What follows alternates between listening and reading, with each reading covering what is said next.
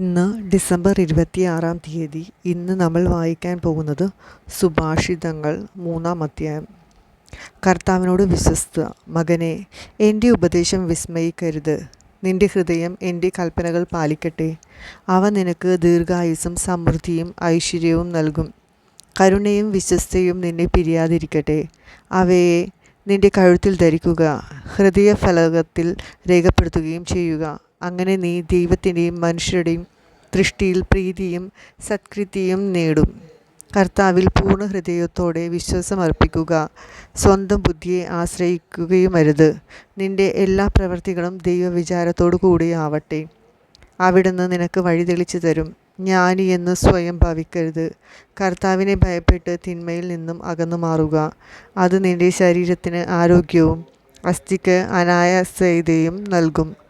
കർത്താവിനെ നിന്റെ സമ്പത്ത് കൊണ്ടും നിന്റെ എല്ലാ ഉത്പന്നങ്ങളുടെയും ആദ്യഫലങ്ങൾ കൊണ്ടും ബഹുമാനിക്കുക.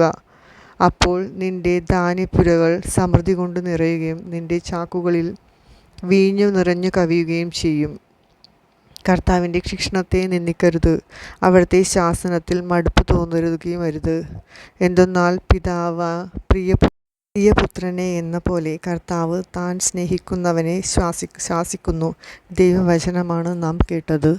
നമുക്ക് ദൈവത്തെ സ്തുതിക്കാം.